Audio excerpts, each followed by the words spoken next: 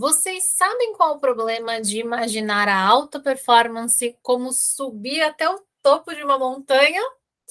Você imaginou aquela subida em linha reta, na diagonal, super rápido? Pois é, esse é o problema. Sejam muito bem-vindos, meus maravilhosos cidadãos do nosso amado mundo híbrido. Para aqueles que já sabem e para aqueles que ainda não sabem, eu sou a Larissa Caran, cofundadora do Centro de Treinamentos Mundo Híbrido. E esse é o nosso segundo vídeo de uma série de 3 vídeos sobre a alta performance. Então, se você ainda não está inscrito no canal, aproveita para se inscrever e não perder o vídeo da sequência. E dá uma espiada no vídeo anterior também, porque ele ficou muito legal. Bom, falando agora sobre montanhas, não é? Quando você sobe uma montanha, uma das primeiras coisas que você aprende é o ritmo. Se você for rápido demais, você vai cansar logo e não vai chegar no topo. E se você for devagar demais, vai ficar sem comida, sem recursos, né? Seu corpo, inclusive, pode não aguentar tanto tempo exposto a essas condições da montanha. Então, é preciso ritmo. Alguns de vocês sabem que eu fiz uma viagem na Austrália que incluiu muitas caminhadas e muitas escaladas em montanhas diferentes. Foi algo muito diferente para mim. Aqui no Brasil não tinha o hábito de fazer isso e, na verdade, inclusive, perdi um pouco desse hábito. Quando eu estava fazendo esse vídeo para vocês, foi que eu pensei sobre isso. E em uma dessas escaladas, eu fiz uma escalada com um grupo. A gente escalou os Grampians, né? Não é uma montanha muito alta, é uma escalada muito gostosa. E veio assim, foi vindo muita coisa na minha cabeça, muita lembrança boa dessa época. São lições que a gente poderia ter com a natureza e que às vezes naquele momento a gente não tem. Então eu quero trazer essa presença para vocês, chamar um pouco de atenção, né, sobre esse assunto, né, esse aspecto. Eu me lembro que eu estava aos poucos, assim, né? Eu fui encontrando um ritmo ali naquela subida, e quando eu percebi, a maior parte das pessoas estava atrás de mim. Tinha algumas pessoas na minha frente, muito na minha frente, e a maior parte das pessoas estava andando ali ao meu redor e atrás de mim. E aí uma das moças veio conversar comigo e ela falou assim: tá todo mundo te seguindo, porque você tem um ritmo gostoso de seguir. E na época eu achei super engraçado, até comentei depois com algumas pessoas, e quando eu estava escrevendo isso aqui para vocês, foi quando eu percebi que talvez ritmo seja também uma habilidade da liderança, não é? Quando a gente vai pensar, a gente precisa trabalhar isso ao máximo. Quando você vai ler sobre escaladas, né, você vê sempre que tem um pessoal que chega no topo, né, faz aquelas escaladas para o Himalaia, escala o Everest, enfim. E aí tem gente que perde a ponta dos dedos, né, perde, enfim, sofre ali de várias doenças, tem gente que perde a vida, inclusive, né? Você vai deixando coisas pelo caminho para alcançar aquele objetivo. Então, não precisa disso, a gente precisa encontrar esse ritmo. E quando a gente sobe uma montanha, a gente também percebe que existem paradas no meio do caminho. Temos um gato filhote aqui, vocês já souberam, né? Também já conheceram ele lá pelo Instagram. Ele ainda não foi educado, ele ainda não tem ritmo, né? E ele ainda acha que tudo é uma montanha. Não é, minha paixão? Então a gente vai vê-lo por aqui pelo vídeo. Mas a gente percebe que nas montanhas também existem paradas no meio do caminho, né? Então a gente sobe um tanto, e esse tanto normalmente ele é íngreme, né? Então a gente vai lá subindo, tá cansado, e aí de repente tem um pedaço que é lindo, que é plano, tem um riacho passando ali, um pouquinho de água ali pelas pedras. É um lugar para a gente descansar. E na filosofia é interessante porque a gente costuma dizer que o melhor conceito de subida é o objeto, a escada, né, como um objeto, porque ela tem os degraus, né, ela nos leva para cima, só que nesses degraus existe uma parada. Então, ao mesmo tempo que é o conceito de subir, é o conceito de estacionar, de parar também, de recuperar ali a sua energia e definir, né, aquele domínio daquele espaço. Então, subir e defino, né, me sinto seguro. E a gente também tem mais uma lição para tirar das montanhas, que é a percepção de que normalmente é mais evidente, assim, enfim, quando a gente está de carro a gente percebe mais, né? Mas a gente vê nitidamente que a gente não sobe em linha reta, né? Então, Quem faz rapel, sim, né, gente? Mas daí é rapel, não é montanhismo. A gente sobe em espiral, né? Respeita ali uma lei muito importante da natureza, e é essa lei, sobre ela, que eu quero falar aqui com vocês nesse vídeo. É a lei da natureza que diz que nós não devemos fazer esforços desnecessários, né? Desperdiçar nossa energia. É preciso estratégia para evitar o esforço desnecessário. E é a isso que nós chamamos alta performance. No primeiro vídeo dessa série sobre alta performance, nós dissemos que ela era a alta quantidade de tempo que você passa agindo em direção aos seus objetivos. E agora nós vamos acrescentar mais um pedacinho a essa frase. Alta performance é, então, a alta quantidade de tempo que você passa agindo em direção aos seus objetivos, sem esforços desnecessários e com uma boa estratégia. Quando nós colocamos esforços demais em algo, né, usamos pouca estratégia, nós corremos um alto risco de esgotamento mental. E é a isso que nós damos o nome de autossabotagem. Então, é daí que vem os sabotadores, né? Quando eu comecei a estudar, né, quando eu conheci a teoria do Chiras há anos atrás, sobre os 9 sabotadores de alta performance, eu, inclusive, percebi que eles poderiam ser separados em 3 grupos. Então, nós trabalhamos aqui esses 3 grupos: os sabotadores de ação, os sabotadores de emoção e os sabotadores de atenção, né? A gente usa os 9 sabotadores do Chiras dessa forma. E aí, estudando mais um pouco sobre burnout, eu faço muito esse estudo porque ele é muito importante para nós, então estou sempre acompanhando essas novidades. Eu comecei a perceber que eles identificaram um desdobramento da síndrome do burnout, né? A síndrome do esgotamento profissional. Ela foi desmembrada agora em 3 grupos diferentes. E esses conceitos, para mim, eles estão mais conectados do que parecem à primeira vista. Então, eu quero falar sobre isso com vocês, passar, né, descrever esses 3 tipos de esgotamento mental, contar para vocês o que fazem esses 3 grupos de sabotadores, né? Como que eles nos sabotam, e vocês vão perceber como é conectado ali essas teorias, né? Eu vou passar a teoria pura para vocês, para que vocês não percam a oportunidade de fazerem as próprias conexões, se enxergarem ali, entenderem se vocês precisam dar um pouco mais de atenção para um momento ou para outro momento. Sabotar, nos sabotamos todos, né? Não é se nos sabotamos, é como nos sabotamos. A questão é que, como a gente falou no nosso primeiro vídeo, é importante que a gente passe a maior parte do tempo agindo em direção aos nossos objetivos. Quando a gente passa a maior parte do nosso tempo nos sabotando, é aí que vai entrar a síndrome do esgotamento profissional. Então, vamos entender aqui como todas essas coisas se relacionam. Eu vou começar, então, descrevendo essas 3 diferenças aí da síndrome profissional, mas antes eu quero deixar já o convite para vocês, porque eu vou esquecer no final do vídeo, não é mesmo? Eu vou ficar empolgada aqui com toda a nossa interação. Então, eu já quero deixar o convite para vocês participarem do workshop de alta performance do dia 31 de janeiro, onde nós vamos conseguir identificar individualmente quais são os sabotadores que estão no caminho da alta performance de cada um de vocês. O link está aqui embaixo na descrição do vídeo e também está na nossa bio do Instagram, que é o @enmundohíbrido, caso vocês prefiram por lá. Então vamos lá. O burnout, né, que é o mais famoso de todos, ele é causado por uma intensa carga de trabalho. E existe um esforço excessivo da parte do indivíduo, né, que foi ali diagnosticado com burnout, em atender toda essa demanda. Então, existe a intensa carga de trabalho, mas existe o esforço excessivo da pessoa em atender essa demanda. E aí isso desencadeia um estresse crônico e reforça as vulnerabilidades da pessoa.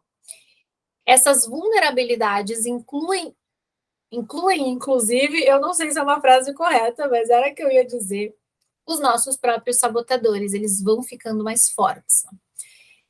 A pessoa não consegue encontrar, então, estratégias necessárias para diminuir esse esforço. Falta habilidade e competência em alguma área, né? Habilidades e competências, né? Às vezes no plural. O desafio é grande demais para a pessoa, e isso muitas vezes, inclusive, está acompanhado de solidão. Então, aquela sensação de que as pessoas à nossa volta, né, não entendem isso, a gente está sozinho, não vai conseguir dividir isso com ninguém.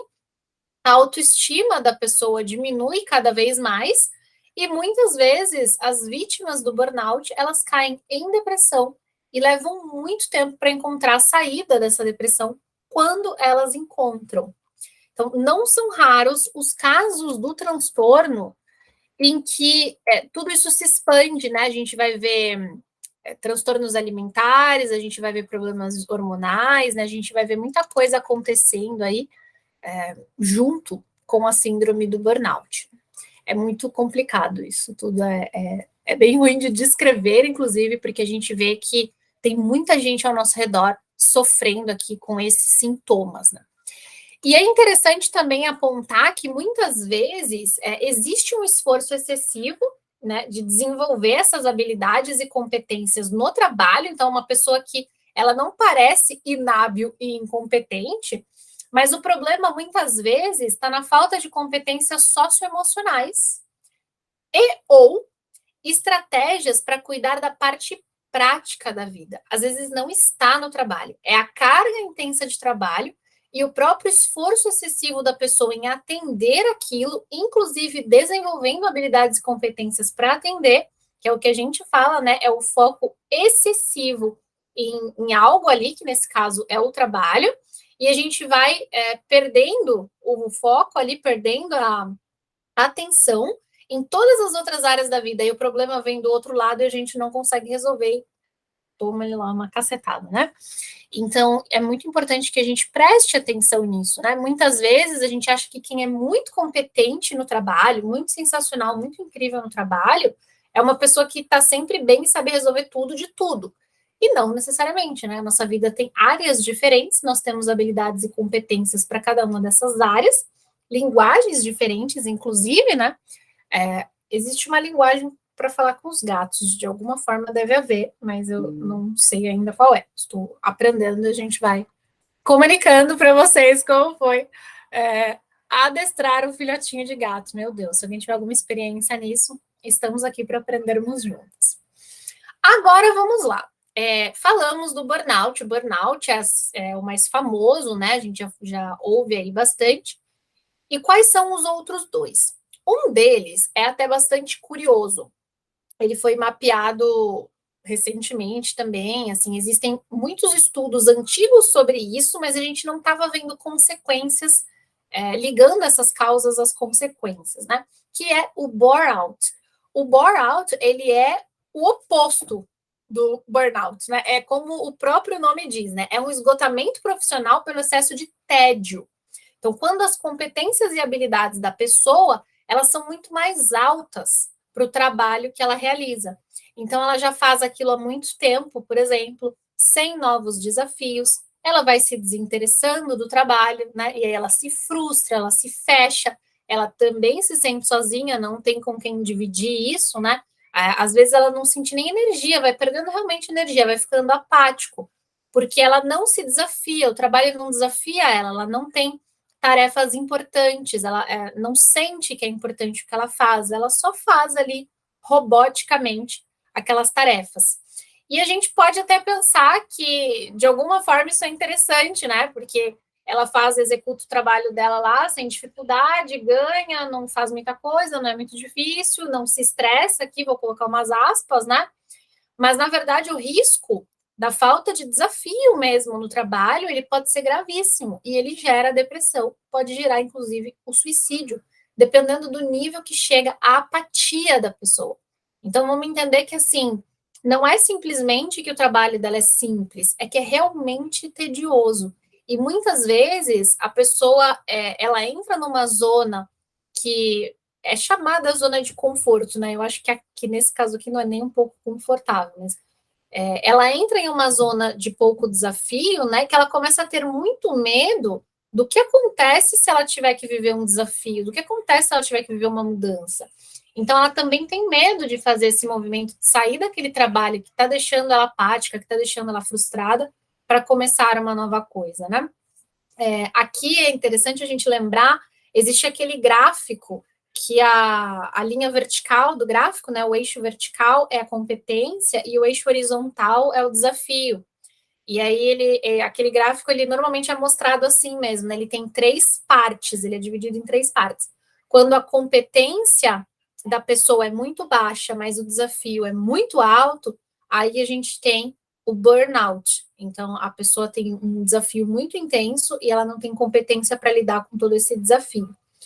Quando o desafio é muito baixo e a competência da pessoa é muito alta, ela cai no bore-out, né? Ela vai cair ali no tédio. E aí a linha saudável seria a linha do meio. Então, ela vai desenvolvendo as competências e habilidades ao mesmo tempo que ela vai sendo desafiada. Esse é um papel da liderança. A questão é que muitas vezes o burnout e o bore-out, fora o nosso terceiro elemento aqui, está ocorrendo justamente com a linha da liderança. Então, essa é a nossa maior preocupação em treinar, né, sobre alta performance, insistir no tema da alta performance, insistir no tema dos sabotadores, para não deixar a liderança cair, para que a liderança saiba, inclusive, também como colocar isso ali no trabalho em grupo, como trabalhar bem a equipe, como criar uma equipe de alta performance que vai estar muito mais protegida do esgotamento profissional. E aí, por último, o mais recentemente percebido, o brownout. O que diabos é isso, né? Eu trouxe para vocês, nas exatas palavras da doutora Lorena, ela tem o canal Cérebro em Ebulição, um canal muito legal aqui no YouTube, que eu gosto muito. Eu ouvi ela falando, eu já li outras descrições, poderia até ter tentado traduzir aqui nas minhas próprias palavras, mas eu acho que ela colocou de uma forma tão bonita que eu quis trazer exatamente como ela escreveu. Então, ela diz assim, ó, ocorre quando o trabalho perde o sentido, quando as tarefas desempenhadas são absurdas, são injustas, não respeitam os valores da pessoa. E aí o estado psíquico dessa pessoa, né, vai sendo debilitado aos poucos. É um estado que vai sendo enfraquecido, né? Então a mente da pessoa ela vai enfraquecendo aos poucos e vai deteriorando o investimento pessoal cotidiano da pessoa em tudo que ela faz. Então a pessoa não sente nenhuma vontade de fazer aquilo que ela está fazendo. Ela perde completamente o entusiasmo, a estima dela, inclusive porque ela entendia ter sido contratada por aqueles valores que agora estão sendo desrespeitados, né? Ela não se sente mais, então, útil para a empresa. E aí perde completamente a motivação, se ausenta sempre que possível, resulta em faltas, ausências médicas, desculpa para não ir, né? E aí ela acaba saindo do trabalho para procurar um lugar onde ela possa se sentir bem com elas mesmas. E aí agora, a partir daqui, eu vou comentando com vocês esse trecho, né? Deixei aqui para ler exatamente as palavras, mas essas características que ela descreve têm levado muitas pessoas a desistirem do mundo corporativo e buscar o empreendedorismo. E existe uma consequência desse movimento, né? É preciso que a gente acompanhe esse movimento, é preciso que essa pessoa tenha apoio necessário, porque ela precisa ter consciência do que está acontecendo, de que ela está fazendo essa transição porque alguns valores estão sendo desrespeitados, mas que ao mesmo tempo ela já estava em um processo de esgotamento mental. Se ela perde esse fator importante de que ela já estava num processo de esgotamento mental, ela entra em uma zona de desafio muito alto, porque o empreendedorismo é um desafio muito alto, onde ela provavelmente tem pouca competência. Porque quando você vem do mundo corporativo, você não tem muita competência sobre o mundo do empreendedorismo. São mundos diferentes, a gente aprende a lidar com eles. Não é que a pessoa é incompetente ou burra ou não sabe nada, ela só está trocando completamente de trabalho. Então, ela precisa ser orientada, bem orientada ali Até por isso a gente criou a escola de negócios. É importante que essa pessoa entenda que o desafio dela vai ser alto e que ela já estava num processo de esgotamento mental. Porque o que tende a acontecer é que isso se repita, tende a acontecer o esforço, né, excessivo da pessoa para compensar aquele desafio. Vamos lembrar do que era o burnout, né? Então, ela tem um burnout, ela sai do mundo corporativo porque ela não suporta mais, ela se sente sufocada, ela sente que os valores dela são desrespeitados, ela sente que ela precisa de liberdade, a criatividade dela precisa de liberdade, ela precisa ter controle do próprio tempo, ter autonomia, conseguir cuidar da própria vida, das questões práticas da vida, da família, de tudo que ela sonha. Então, ela vive isso, já é um esgotamento mental, ela passa a desejar o empreendedorismo. Quando ela chega no empreendedorismo, o nível de competência dela é baixo, o nível de desafio é muito alto, e a partir dali, ou ela desiste e fracassa, né? Então ela vai ter que lidar com esse sentimento, né, com todas essas frustrações, ou ela vai superar, e aí o esforço dela para superar é muito alto se ela não tiver acompanhamento para isso, e ela vai encontrar um burnout. Então ela sai de um para o outro porque ela saiu sem consciência. Então, por favor, prestem muita atenção em todos esses sintomas, em todos esses detalhes, conversem com a gente, porque isso é realmente muito sério, tá? Pode gerar um quadro muito mais complicado do que se imagina. E aí, eu vou perguntar a vocês se vocês lembram do quanto nós falamos sobre leveza, sobre felicidade, quando se trata de alta performance, né? No nosso primeiro vídeo a gente falou bastante sobre isso. São duas palavras que não estão presentes em nenhum desses quadros. Então, tudo que a gente não viu aqui foram essas duas palavras. E eu quero que vocês prestem muita atenção no que eu vou dizer agora. A alta performance, ela não causa esgotamento. É a falsa sensação de alta performance, a busca por alcançar alta performance rápido demais, subir a montanha na diagonal. É essa busca que causa o esgotamento. E é isso que nos preocupa aqui na Escola de Negócios, né, no centro de treinamento como um todo.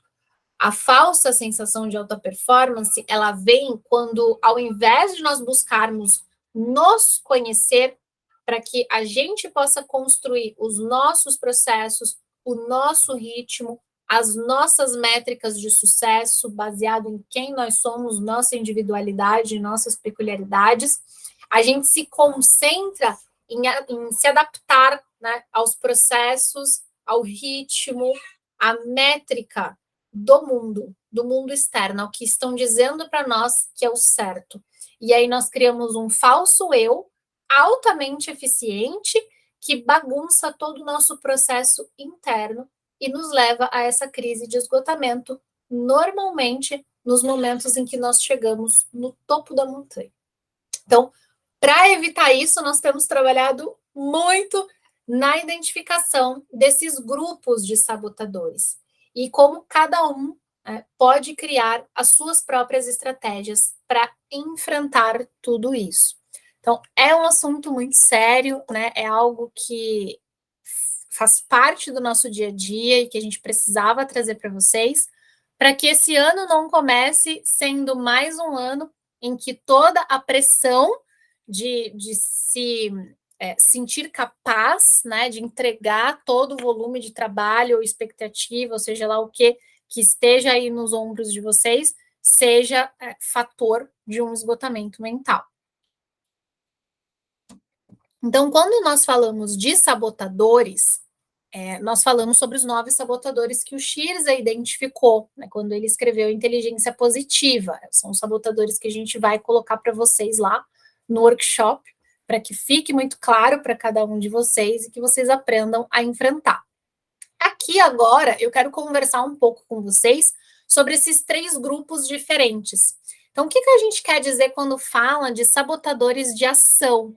Né? São os sabotadores que eles aparecem nas pessoas que fazem muito, né? Fazem excessivamente. Então, vamos lembrar que os nossos sabotadores, eles, na verdade, são características que, se estivessem no esforço adequado, não seriam sabotadores, né? É porque a gente excede o esforço, né? Usa demais aquela característica que ela se torna uma sabotagem. Então, quando a gente age demais, está constantemente em ação, fazendo, o tempo a gente vai entrar nesse grupo, no grupo dos sabotadores de ação. E aí o nosso comportamento, ele tende a ser muito exigente conosco mesmo. Então, nós nos cobramos muito, né? E achamos que estamos super certos. Eu sou super exigente comigo mesma, por isso que eu alcancei tal coisa. Então, a gente condiciona, né, o nosso sucesso ou termos alcançado um determinado resultado ao quanto nós nos exigimos esforço. E aí, onde a gente vai cair? Lá na síndrome do esgotamento. Gente, tem um gato aqui destruindo uma cadeira. Meu Deus do céu. Eu nunca tive um gato filhote, gente. Eu tô aprendendo a lidar com filhote, descobrindo o mundo. Tô aprendendo a lidar com você. E aí, o que acontece, né? Quando a gente tem esse comportamento exigente com a gente mesmo? A gente vai sempre colocando mais tarefas, objetivos ainda mais elevados a serem alcançados, nunca estamos satisfeitos com nada, né? Nunca é o bastante. A gente fala muito sobre isso, né? As startups têm esse conceito que eu gosto muito, que eles falam qual é a definição de pronto. Então, sempre que a gente trabalha ali uma delegação, né? Sempre que a gente vai construir um produto, enfim, seja lá o que for que estiver sendo passado para o grupo, é preciso que fique muito claro para o grupo qual é a definição de pronto, quando é o bastante, né? Então aqui a gente não tem esse bastante, a gente nunca está satisfeito. E é uma busca por uma perfeição impossível de ser atingida. Não é que a gente está em melhoria contínua, não, a gente está buscando uma perfeição absurda, né?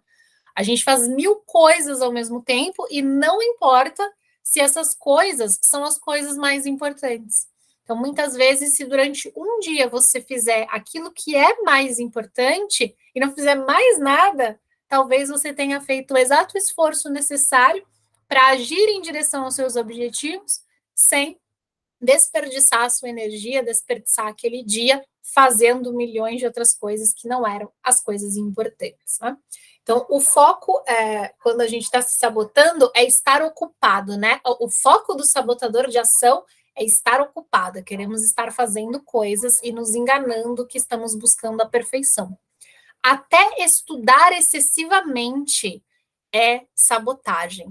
É estranho, né? Como coisas muito positivas são sabotagens, né? São levadas ao excesso e aí se tornam sabotadores, né? Inclui aqui, né? Incluímos aqui, meu Deus, gente, esse gato tá virado aqui no giraia. Calma, moço. Fica tranquilo, vai dar tudo certo. Inclusive, a gente faz muita coisa para outras pessoas, né? E aí o que é nosso vai ficando para depois. A nossa lista de tarefas, ela não só é gigantesca de coisas que não são tão importantes, quanto são coisas que não são tão importantes, nem mesmo importantes para nós. A gente está ali fazendo coisas para outras pessoas. E aí a gente fala que a gente procrastina, né? Hoje em dia ficou até na moda falar que você procrastina, né? E por que os sabotadores de ação procrastinam? Porque eles têm coisa demais para fazer, né?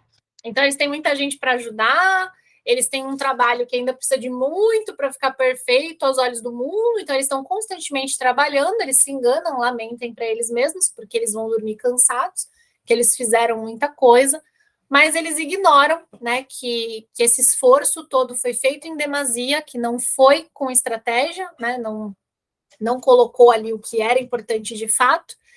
E outra coisa aconteceu, nós ignoramos, quando estamos nesse nível de sabotagem, a pausa, o degrau da escada, né? Aquela parte da montanha que é plana, que tem o riozinho ali, que tem aquela vista bonita antes da gente chegar no topo. E aí a gente vai perdendo completamente o ritmo. Aquela pessoa alucinada, sabe aquela pessoa que só tá fazendo coisa, A gente perde o sentido das coisas também, não consegue mais priorizar, não consegue mais entrar em contato com isso, né? E aí a gente perde o contato com as pessoas, com a natureza, não aproveita mais nada, né? Só está preocupado em chegar lá em cima, no topo da montanha. Só que sem essas pausas para recarregar, né? A gente vai chegar no topo da montanha nunca, né? Quase impossível. E aí tem um outro fato que é preocupante quando a gente fala dos sabotadores de ação. Quando a gente fala de agir ajudando os outros, né, fazendo as coisas para os outros, e muitas vezes a gente deixa de lado aquilo que é importante para nós fazendo para os outros, a gente está usando um recurso importante, que é o recurso da empatia.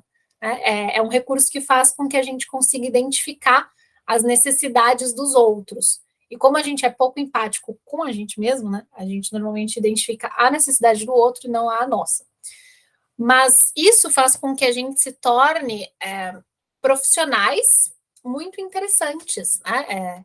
A gente vai conseguindo entender o que é necessário, o que o processo precisa, o que mais tem que ser feito, né? O que a outra pessoa precisa, como que o outro precisa de ajuda ou de apoio, e isso vai sendo explorado pelas empresas, às vezes por sócios, né? Dependendo das relações que você tem, as pessoas vão jogando, né? Cada vez mais trabalho. E aí o que você faz? Você se esforça, coloca mais esforço ainda em agir sem pensar, né? Então, contanto que você esteja em movimento, tá valendo.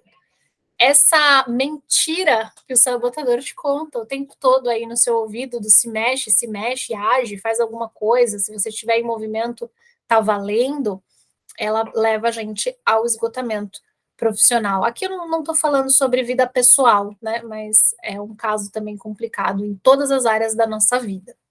E esse é um grupo, né, o que a gente chama de sabotadores de ação.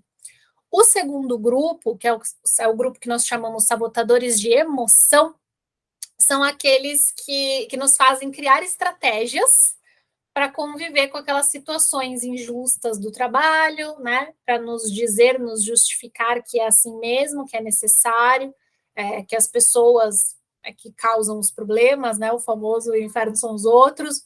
A gente justifica que o ambiente inseguro e altamente competitivo das empresas, né, aquela competição agressiva que é negativa, é necessária, a gente mente para nós mesmos, né, dizendo que está certo, é assim, tem que ser assim, né, sempre foi assim, aquela coisa toda. E muitas vezes, inclusive, a gente obedece a regras que não fazem sentido nenhum, né?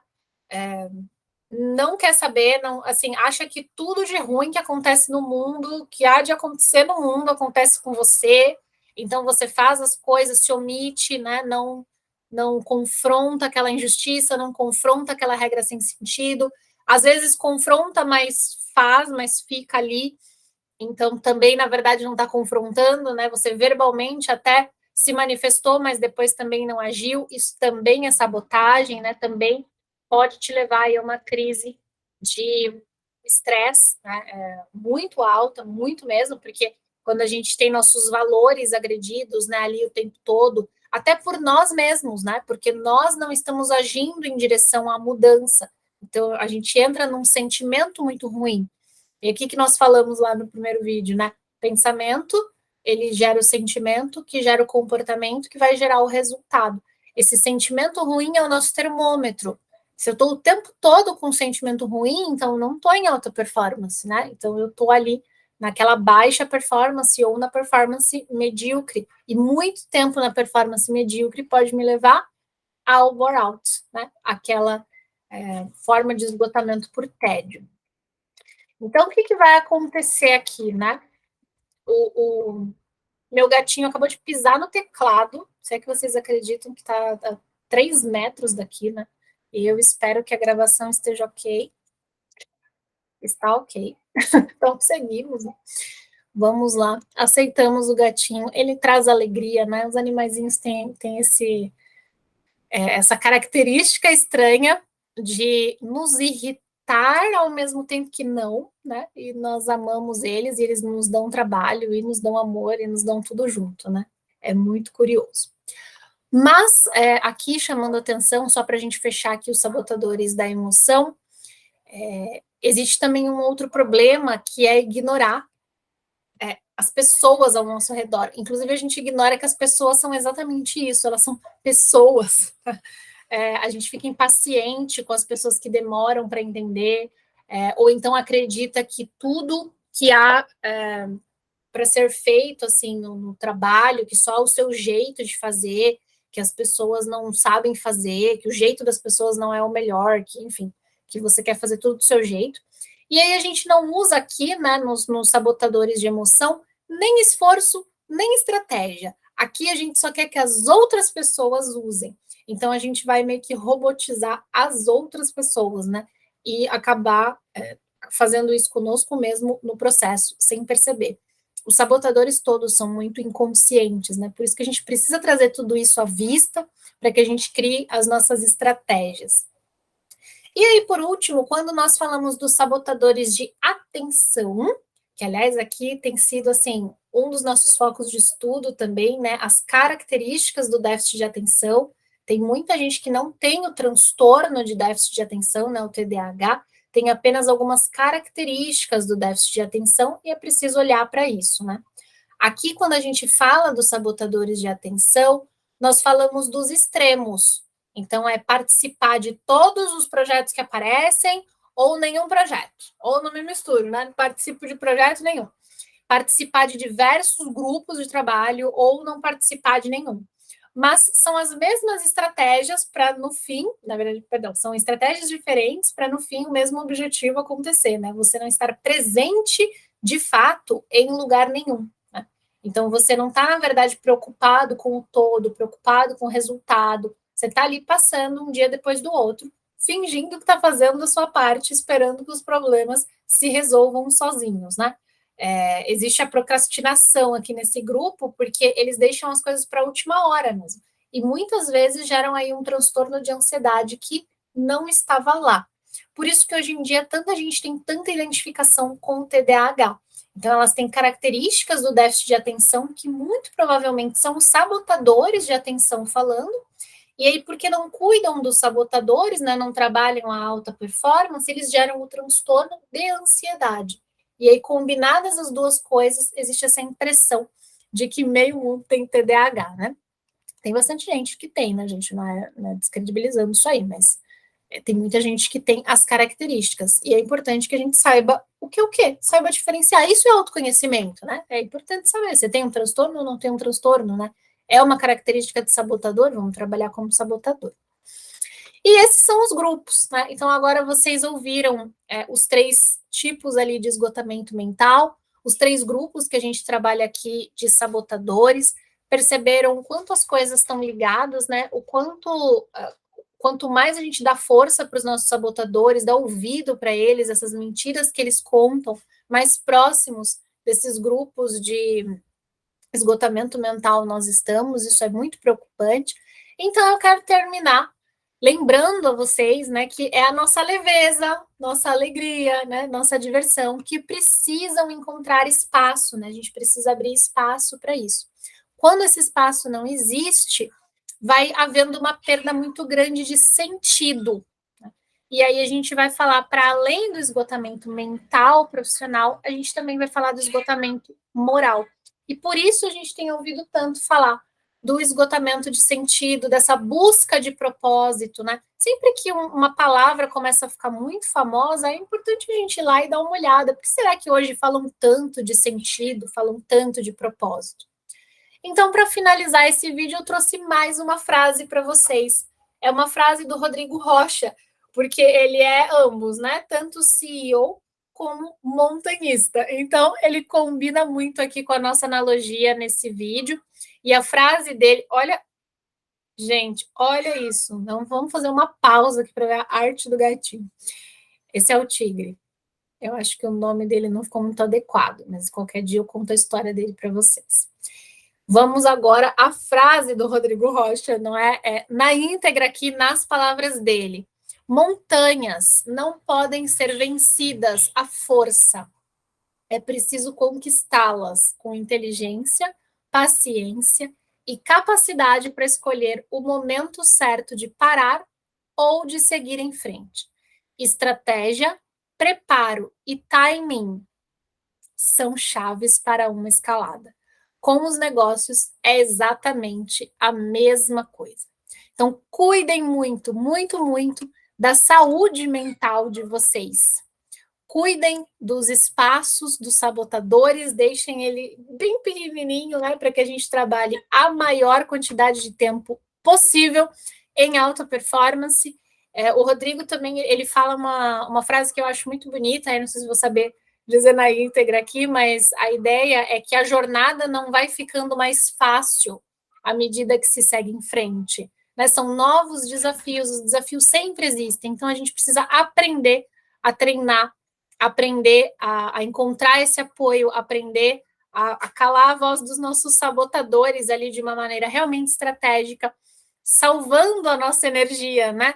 Economizando ali a nossa energia para os momentos adequados. Esse é o amadurecimento que a gente precisa para realmente chegar no topo, com sanidade o bastante para curtir o momento, né? Essa é a sabedoria da escalada da montanha. Não adianta nada a gente chegar rápido demais ou chegar tendo deixado pedaços pelo caminho e acabar que a gente não tem sanidade nenhuma para conseguir curtir quando a gente chega lá. Então, é chegar e cair, chegar e enfrentar uma crise de esgotamento, enfim, chegar e ter que lidar ali com problemas que não eram necessários, caso a gente tivesse tido um pouco mais de apoio no caminho.